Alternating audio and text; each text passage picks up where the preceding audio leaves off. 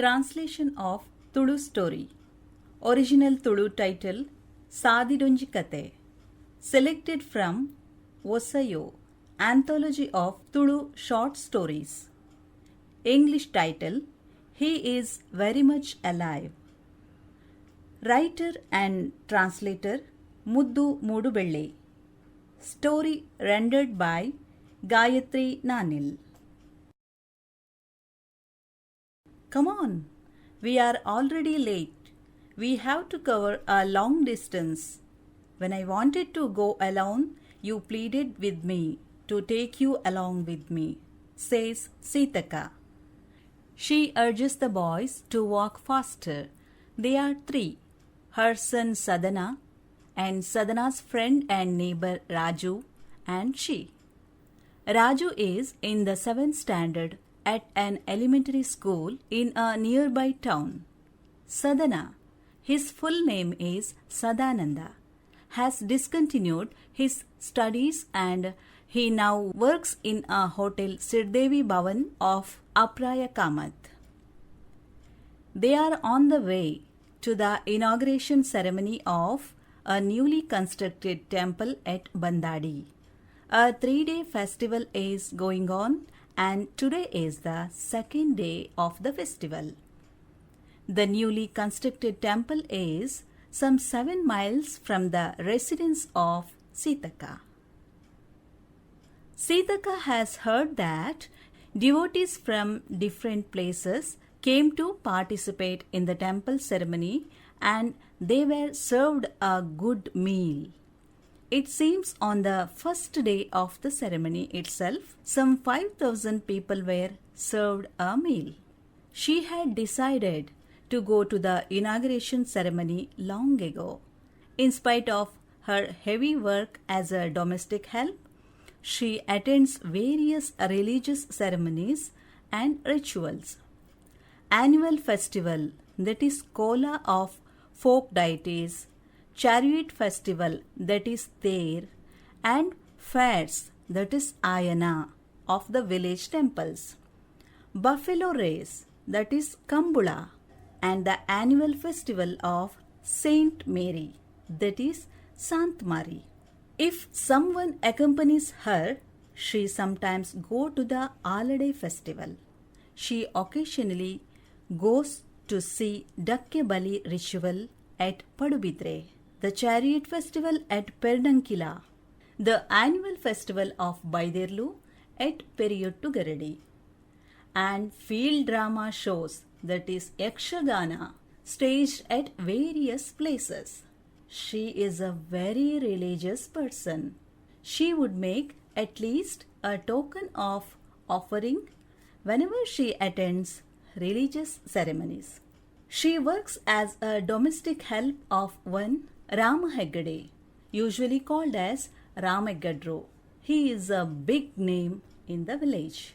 He owns a rice mill and he is also having silkworm and poultry farming. There is enough work in his household and whatever it is the rainy season or otherwise, food is never a problem. Workers are given enough food. However, same is not true when it comes to paying wages. He pays very meager wages. There is a Tulu saying, the wage is enough to buy a piece of woolen blanket after the cost of food provided is discounted. Sitaka's 2 sons are already married and they are staying separately. Her younger son Sadhana stays with her. She is a tenant of Rameggadro. Rameggadro and parents of Raju went to the temple ceremony the day before. Rameggadro is managing the Bandadi temple. It is said that as he has given a large donation, his name would be inscribed on a stone plaque and it would be installed in front of the temple. His name would be printed on the souvenir to be published later. It seems the plaque would last as long as the sun and the moon last. Sitaka had told Sampaka, the wife of Ramekadru, the day before that she would be going to the temple function at least for a short while. Raju's mother Korapalakka had requested Sitaka to take Raju along with her when she went to the function. When Sadhana goes, would Raju remain without going along with him? However much she tried, Sitaka could not finish her work in the household of Ramagadru till late evening. After she has finished her work, she has to cook dinner at home. The day before, she had collected a few button mushrooms, that is called kallalambu, in a grove of bowu trees. She cuts a cucumber into pieces, adds the mushrooms and keeps them for boiling. She cooks rice in a mud vessel. When the rice is boiled, she drains the water into the wooden trough that is called marai. Then she cooks a vegetable dish of basale, that is Malabar spinach, Basilla alba. When she has finished cooking, Sadhana comes home. Raju has been waiting to go to the function since morning and is pressing her to proceed. All three take dinner and then they start. After covering some distance and tired, Sadhana asks his mother, "How far is the temple, mother?" When they started, it was evening and the sun was about to set. They have walked 2 miles. There is no conveyance available at these late hours and therefore they have to go on foot. There is a bus, but it makes 2 trips to the village only during the daytime. There is a shorter road to the temple, and even by that road, they would have to walk 4 miles to reach the temple. Sadhana has hurt his feet as he walked on the rubbles lying on the road. It is indeed an adventure to take children anywhere when there is no proper transport facility. The temple is still 4 miles away. Comforting the children, Sitaka says, "The temple is not very far, my sons. The distance may be equal to the distance between the house of Ramagadru and your school, or perhaps a little longer." It is a pitch dark. Raju has a torch and they walk in the torchlight. The 3-mile stretch of the road is little dangerous. There is a dense forest. There is a rumor that a Naipili, that is hyena, roams in this part of the forest. The boys jump out of fear when they see glowworms, that is Minpuri. What would have happened if a tiger were to appear? They would have screamed. Nobody walks on this stretch of the road when it is dark. If somebody hides in the thickets, you would not know.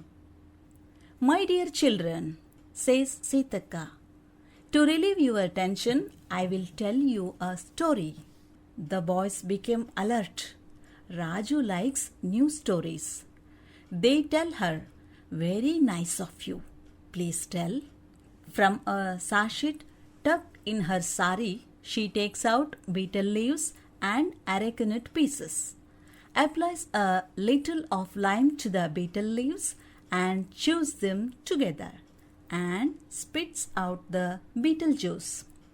She looks around and realizes that they have reached a place called Tirtholike. If they cross Kuttakumir, they would reach the grove. Kuntalapadi, that is forest of violet berries. Many unfortunate events had happened in the grove. When they reach Madambail, then there is no danger. Look here, the events described in the story happened 10 to 15 years ago. In those days, we did not have so many houses and shops that we find now, and there was no electricity. There was a shop at Belle and another at Edmere. There was a hotel and a toddy shop at Tirtholike. The area from Tirtholike to Madambail was a dense forest. There were thickets of bamboo plants. Even during the day, people were afraid to enter the forest area. There was a mud road, and it is the same road on which we are walking now. However, there were no cars or buses then. At Madambail, there was a liquor joint, that is Gadang. It was an unlicensed outlet. People in the village used to brew spurious liquor, that is Gangasara or country liquor. And the liquor shop at Madambail sold this liquor. There were 3 customers who came to the liquor shop daily. What are their names? Well, their names are on the tip of my tongue. However, I don't get them now. Let it be. Though they belonged to 3 different castes, they were close friends. They went to the liquor shop in the evening. They gossiped about the stories circulating in the village till late evening. Because of the continuous chattering, their tongues perhaps got lot of exercise. Then they went to home. But sometimes they got fully drunk, fell down outside the door of the liquor shop, and returned home the following day. All 3 are married with wives and children. On that day, the people of the village had completed farming activities for the season. Nowadays, there is often drought, but in the month of Kartil, that is June or July, those days it rained heavily. It was Kartil and it was raining the whole day. It became dark. There is a river in the village and people cross the river by a boat. A person crossed the river and came to the liquor shop. He might have been 45 to 50 years of age. He was well built and suited and booted. He was carrying a large trunk. He kept it down and unlocked the lock to take out a towel to wipe himself dry. There was a young waiter in the liquor shop. Apart from him, there were those 3 regular customers. The moment they saw the stranger, their eyes were fixed on him. They saw costly things in the trunk. There were 3 or 4 bundles of currency notes. He was wearing a costly watch and also a costly ring. He might have come from some foreign country. He pulled out a long cigarette, lighted it, and took a deep puff. Then he sat down and asked the 3 customers who were looking at him, "How far is Kodangala from here? In this pouring rain? How do you go to Kodangala?" "I have come from Bombay. I went to Bombay when I was very small boy. Then I went to Dubai and I was in Dubai for 10 years. This is the first time I am returning home. It is almost 20 years since I went away from here. No one knows me here or recognize me. I came to other side of the river by taxi. It became very late. No bridge has been built over the river yet." He started talking to them and also began drinking with them. He realized that the 3 men were already dead drunk. Saliva was flowing from the corners of their mouths. He told the waiter to serve them 3 more glasses of liquor. One of them asked him, "Who is there at Kodangala?" "My mother Marsinabai stays there alone. No one else from our family stays in the village. I have not informed her that I would be coming." The threesome whispered among themselves. Then one of them said, "Are you the son of Marsinabai? You should have told us earlier." "Don't worry. Our house is close to the house of your mother. It is our responsibility to reach you to your house. Let's go. He became very happy. They stayed for some more time and drank. The rains slightly slowed down and it started drizzling. They started. One of the regular customers carried the trunk on his head. When they reached the Kuntalapadi, the person carrying the trunk put down the trunk. When the man from Dubai was about to ask why, they attacked him, pinned him down, and strangulated him. The stranger breathed his last. They dragged the body into the grove and hid it behind a thicket. One of them removed his dirty dhoti of 8 mullahs, made a loop, and fastened it around neck of the body. They hanged the body from a banyan tree. They carried the trunk and after going home, divided the loot into 3 equal parts. Each got money and gold worth thousands of rupees. The following day, when some women of the village went to the grove to gather foliage, they saw the body and screamed. Flies were sitting on the body. They thought that the person has committed suicide. They rushed to the village and informed the people of the village. Some men went to the grove, but no one was able to identify the body. Marsinabai would never know whether her son was dead or alive. The story of the stranger ended thus. After hearing the story, the hair of the boys stood on ends, curious to know who these threesome were. Raju asks, "Where are these men who killed the stranger now?" If you are asking about them, let me tell you something. After they got the loot, the threesome became rich. They constructed palatial houses and led a luxurious life. However, if no one knew about their crime, God surely would. Not only that, after committing such a heroic crime, the conscience of the person would surely prick. One of them was going by this forest road one day and he felt as if something hit on his chest. He went home, omitted blood, and died suddenly. The second hanged himself from a tree. Even their children did not make much progress in life, says Sitaka. She chews pan again. As the children have been engrossed in the story, they have not realized that they have crossed the Kuntalapadi. The story has frightened them and the fear has driven away their sleep. Therefore, they have walked fast. In the meanwhile, they heard the music, burst of fireworks, explosion of piped gunpowder, and beating of the large kettle drum, that is Nagari. They realize that they have almost reached the temple.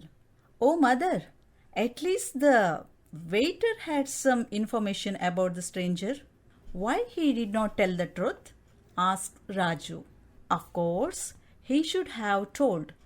However, on the following day, 3 of them came to his house early in the morning and threatened. If you open your mouth, you will face the same fate as the stranger, they told him. He was scared. There was a saying in Tulu, if you can save your skin, you could at the least survive begging. On the same night, leaving behind his wife and children, he ran away to the region above the ghats, says Sitaka, and take a deep breath and sighs. She continues, he may be somewhere. He will come back one day. With that hope, I have not yet removed my muttesana. Oh Raju, the waiter at the liquor shop is none other than the father of my Sadhana. Sitaka has never revealed the truth to anyone till now. Sadhana seems to be quite disturbed. What happened to the third person? Raju asks again. What can I say about him? People suspect that this person might have had a hand in the death of the other two. Why should we bother about it? A woman like me, God willing, will make a living working in the households of other people. I don't have the desire to prosper on the riches of others. Children, don't tell anybody. The third person is none other than our. When she is about to complete the sentence, there is a loud sound of exploding piped gunpowder, and her word is drowned in the sound of the explosion.